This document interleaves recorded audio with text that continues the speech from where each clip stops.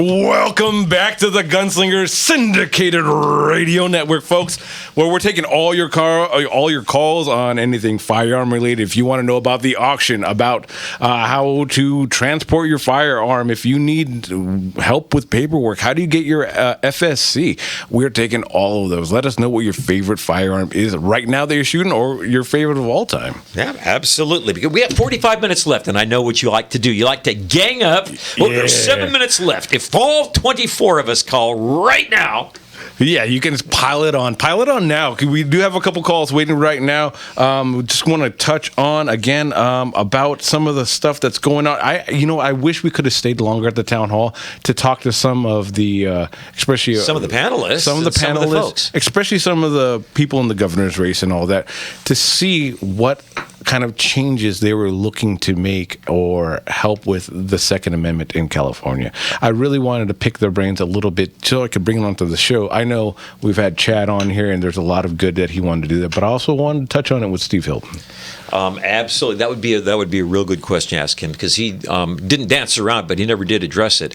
And one of the problems is, if the government is not going to do its job, as Dave pointed out, we have to have a means of protecting ourselves. Can I give a shout out? We sat with some great people. Oh yes, and we did. I promise we're going to throw out some names here. So I want to shout out Lynn, Debbie, who Jeff was the person who prayed for you last time on the show. Nicole, Brent, of course, was there. Daryl, we shared a table with. That guy is a funny guy. He's man. Good. We've seen him at all Rick, Doc Colos was there, Antoinette was there, and I want to give a special shout out to Martha Grace, who shared the table for us. She is the academic advisor to the Long Beach State Dirtbags. And she's for all their teams, but especially baseball. She's a baseball fan, and we love some baseball, and I go out to see them just about every year. And she was great. It was great having her at the table, because she was loud and proud for everything going on, which was really great. Lynn, she's called the show a few times. Yep. It's always great hearing from her. Nicole was out there, and she's called in as well. You guys are all great. We want to appreciate everyone that came up to us over the course of the town hall, just to show their appreciation, but let you know that we appreciate you so greatly. They were, what was a really, really shining point about our interactions is that they were able to use the information we gave them to help educate others, and to either help educate others or bring them closer to understanding the rights of the Second Amendment. That sounds like unity in the community, and by golly, if we can be part of that, and this is something Jeff put together, but if we can be part of that, creating unity within our community, which just wants responsible, safe firearms ownership, that's what the show is about, by golly, we're glad to be part of it. How is that not on a shirt yet? Well, it'd be kind of small script. Well, with your massive chest, there'd be room for massive. I think you could put on page the 2 on half. the back. Continued. All right. So, you guys, again, if you want to call in, what is the number again, Mark? The number is 866-870-5752. Again, 866-870-5752. We love the social media, but we love the calls even better. So put that on speed dial and give us a call once in a while. Yeah, we're going to jump right in. Pam's been waiting a good while, too. So, Pam, come on from Temple City. Evening. How are you doing tonight? I'm doing just fine, thank you. I hope you guys are, Jimmy and Mark. And I called you guys once before when Jeff was there, and I don't use guns or anything. I'm a blind individual, but my brother and my dad did, and they would have been a gunslinger if you guys would have been old enough to be out in the 50s and 60s. Oh, we wish we could have been for them. That would have been really nice. But, it's funny, to put things in perspective, I was all down because USC lost yesterday, and then I hear about Jeff, and I think, that really puts into perspective what's important and what isn't. Notre Dame. I'm sorry, what? Ooh, ouch. But, and I turned off my baseball and football tonight to listen to you guys. Oh, thank you so much, making us priority. But what I just wanted to call to say real quick, and I'll let you guys get to your gun fun forum, but I just want to wish you, Jeff, a very speedy recovery. I go to Mass daily. I say my rosary several times, and you'll be in that with the prayer intentions of a speedy and safe recovery. And I hope that you'll have your family, don't do this yourself because of your stress, but have have your family call the Department of Insurance and tell them that they're not fast enough on the draw here to get you well for us, because you don't have our permission to go anywhere. No. For that, Jeff, you got heavyweights in your corners. You're waiting. Yeah. That's it. And then I hope to meet you guys someday.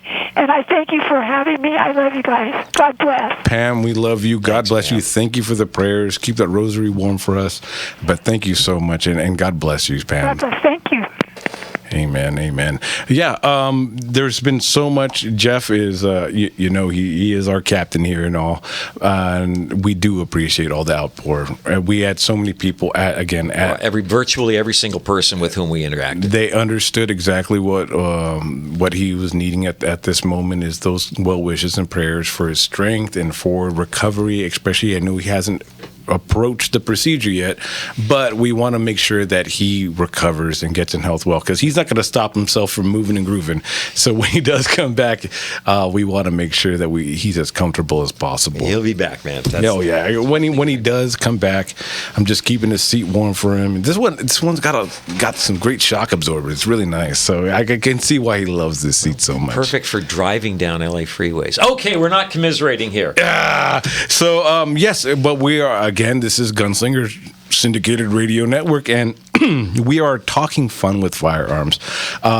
We threw out favorite firearms, and I wanted to get Kirk in because he started to talking about the Smith & Wesson K22 masterpiece target hammer, target trigger, 1950s production. So that'll be an old pin barrel firing pin on the hammer firearm. Those things.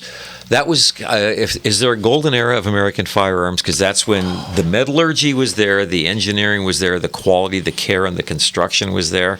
Yeah, that's golden era. Especially because material-wise, they didn't skimp. There was no skimping. There wasn't much of this new polymer, everything. And MIM parts, that kind of stuff. Yeah, it was really structured all together, all for one purpose and all that. There weren't mismatching parts here and there. So you can see that at the time and quality of those firearms, that's why they've lasted the test of time. And that's why people still love them. Here we go. Kirk, let me see. Oh, Mr. E says Smith & Wesson Model 29. That's the 44 Magnum. I have one that I used to use as my trail gun when I was up up in Alaska. I had a sister who lived up in the Denali Range.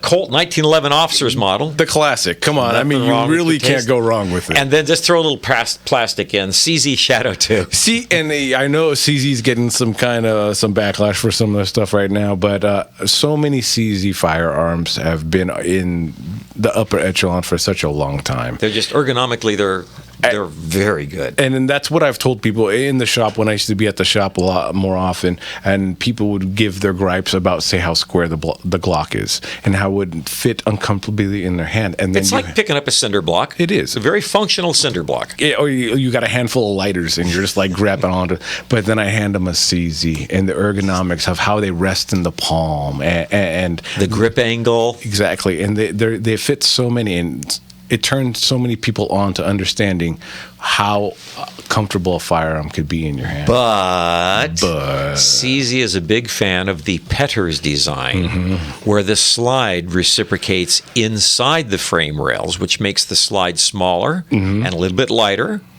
and a little bit harder to actuate. Yes, and once they come across, say, something after firing it a few times, they realize that, and maybe the fit doesn't come as comfortable.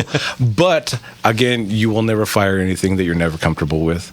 So to find something that fits in hand and can operate, that is an issue with some.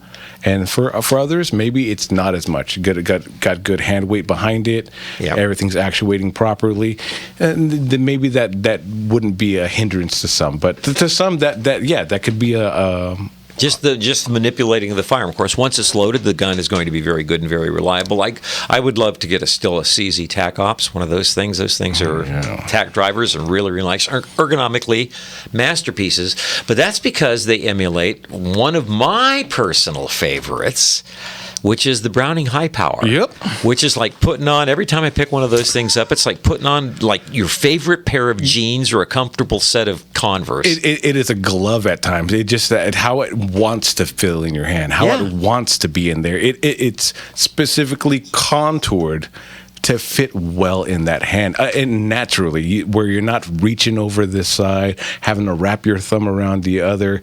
It fits like it wants to be there. It comes from an era when people. This wasn't just for sport. This was a police or a military weapon. It was meant to save your life. Where you couldn't be frogging around. You couldn't have to be making adjustments or something Fumbling like that. and bumbling. And that design really shows it. So that's a favorite. We got some love from Mr. E on that one too. He wanted an honorable mention. Oh yeah, absolutely. And before we get to the next break, we have a couple calls coming in, but we'll get to them. I don't want to cut them off because who's coming up? Dave in Whittier. He has a comment about the Second Amendment, and Sean, one of our favorites in Covina, favorite firearms. He's got one coming up. Concerned over there, I believe that over there on Rumble, favorite Smith & Wesson 431, currently on his CCW, changing it to the 432 soon. Love the 32 H&R. H&R, yeah, you know what? And it's great. It says for personal defense, pocket carry, and weight. I mean, in a got some revolver fans here. In concealed, especially that's the original point and click. So you want something simple and accurate. There's nothing to remember. No. If you pull it out and go to work if you need it. All right, responsibly, of course. Yep, responsibly. Everything safety and responsibly. All right, folks, this is the Gunslinger Syndicated Radio Network, and we're going to be right back after this.